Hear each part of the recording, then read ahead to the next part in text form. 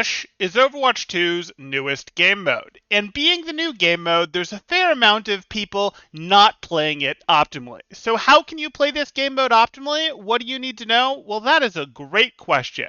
To start with, there is going to be some of the basics that you may need to remind yourself of, and that is going to be, hey, there's a lot of high ground in these maps. We're looking at New Queen Street right now, and you can see that these two Overwatch League teams are immediately rolling out to this high ground over here rather than fighting for the push bot itself immediately. Now, they're also, of course, playing a little bit with angles, which is as they should, on this other high ground, looking to come around. That's all good, but use the high ground that exists on the push bot's path, as there is quite a bit of it that is surrounding the path that is going to be used there, and it works in multiple directions depending on where along the path the bot is. But then as you get from there, there's a couple other things that you should know as well. So there are checkpoints in the push bot game mode. Again, on this map, we can see that these guys are right here. And what happens is when either team gets to those for the first time, the robot is going to stop and take a break and kind of scratch his leg there and wait, and then he'll get going and pushing again. This is very similar to what you would get in escort or hybrid maps, where once the cart gets to a point, a door might open or a gate might go down or something like that, and someone being on the cart isn't causing it to move. No one being on the cart isn't causing it to stop doing its gate down or up animation. Those things are just going to happen. So what does that mean for you if you are defending against the opponents pushing the robot in? Well, quite simple actually. You want to take a fight before that happens. Because if you lose that fight, what's going to happen is, yes, the opponents will get a closer spawn, which will make things harder, and that's not good. But the other important thing is they're going to chip away about half of your respawn time. You're going to have saved that by the robot having to do his animations. Where if you take the fight after the robot has, started his animations, now you're going to be in a situation where, oops, you didn't get that buffer time to come back. So that can help a little bit. Go ahead and take those fights. Don't jump into like a 2v5 to try to force that fight. That's just going to stagger you further. But if you have a reasonable fight, if you can force a 5v5, even if you haven't forced out the resource advantage that you'd like yet, you'd prefer to drain the team a little bit more, you're going to have to go ahead and take that fight. It's going to be worth it. Then another thing that's going to be really important here is recognizing what to do after one fight. This is probably where it really starts to become a bit more push exclusive. In normal cart game modes, the cart really doesn't roll back very fast at all, but the robot will turn around and run back pretty darn quickly if he's not manned, if the other team comes and pushes him rather. So what you're going to want to do, let's say you want to fight as blue team here, but you lost two people. So two people are now back in spawn. What you're going to want to do is leave one person, not your tank, on the push bot to keep pushing him, and you're going to want to send your other two people up ahead to pre-poke at the other team.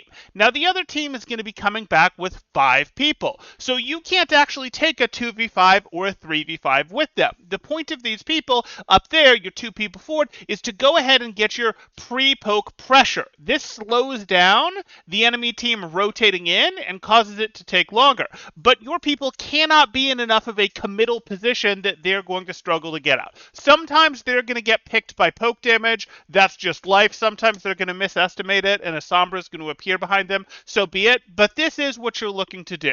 And then as this team starts advancing on you, you want these 2 people to retreat, safely retreat out, because they plan to do that from the get-go while still applying that pressure to slow them down if they can. Now, your respawns are probably most of the way back, but you're likely not going to be ready to take the fight before blue team gets to the robot, because you'd push the robot over to their side a little bit. So what are you going to do? Well, it's pretty simple.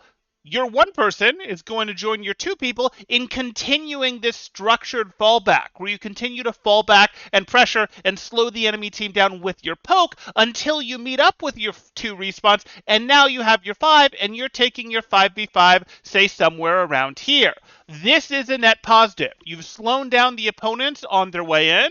You've gained progress from winning your first team fight or your second team fight or whatever here, but now you're down people, so you slow them down so they don't get to run the robot as far back as they would have if you just tried to force a 3v5 and wipe tier, or force a 3v5 and wipe tier. Like, this is what you're looking to do, because yes, you're going to give up a little bit of space, but then you win the fight and you get to counter push him back further, or you get to push him back further. You'll very quickly regain the distance that you gave up there. But do get your pre-poke in to slow them down. This is probably the most non-intuitive thing about push, where you want to get your pre-poke in, though that is good in all game modes, and then back off until you've got your people and then re-push back in. Like, that's an okay thing to do. That's what you want to do. It just feels different than other games where, of course, you'd back off because there's no pressure on you because the cart isn't meaningfully rolling back. Here, the robot will be walking backwards, but by structuring this correctly, you will get more team fights and he won't get all the way back. Or even if he does get all the way back, he'll just push a little bit as opposed to having pushed further because you guys wiped yourself up earlier, etc. So that's the other big thing that you're going to want to look at. Another big thing that you're going to want to be aware of is you basically have to take a team fight. This is really even more important than taking team fights right before checkpoints. If you're about to give up the lead because you're set up on both sides like this, so you've pushed this far and you were at something like, I don't know, 93.6, and this is now at 92.4, it's time to take the team fight. It's time to take the team fight before these guys get the lead. The leads are a pretty big deal, especially as you get deeper into the game and both sides have pushed the bots a little bit further on either side. So you basically have to, again, if you have anything resembling readiness to take the team fight, even if they're not down on resources, even if your ult is still 10% away, you're basically going to have to force that fight if you have reasonable 4 or 5 people to take that fight. It is that big a deal. And then the other thing that you're going to get into is, how do you actually win in this game mode? And what you look at in terms of winning is, sure, you can push it all the way to the end and be like, yay, we won, isn't that great? But the other thing is, you can drain the clock with a lead. And frequently, that'll be worth it. If you were just crushing a team, for example, you've pushed the bot all the way to here and they haven't moved the bot at all, yes, you could be in a situation where you might want to go for the throat and just finish off the map. But frequently, what you'll find is, remember, this push bot moves back and forth a lot faster once he's already cleared the space. So if your map looks more like this, you might not want to go for this finish, because going for this finish is frequently going to require you to heavily invest with ults. You're right on top of the enemy spawn. You don't have great cover to go ahead and come out and finish off the map right here from an attacker's perspective. It's a lot like escort maps like that, where attackers are going to struggle a little bit at the very end, but the downside isn't, oh, the cart rolls back a couple meters. The downside is they can potentially run it back hard,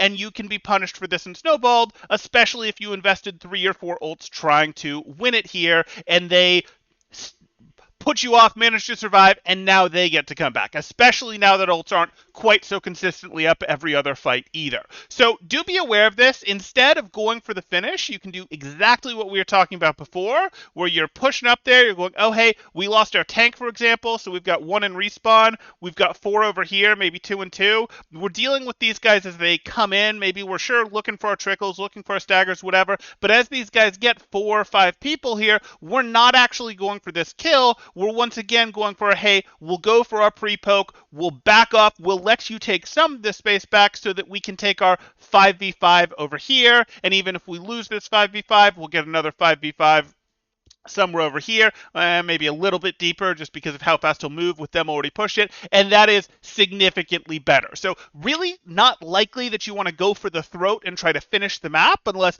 you have a much bigger lead on them than they have on you, so there's really not much danger because this is actually stuff that they'd have to push through slowly, or, hey, you actually have 5 people here and you have a decent ult bank, okay, go for it. Sure, you can go for it with a less than decent ult bank, but at least make sure you have that 5v5. Don't try to brute force this with like a 3v5, a 4v5 by using a bunch of ults to get this finish. It's very likely to set you up for getting snowballed back in a game that it seemed like you were about to win.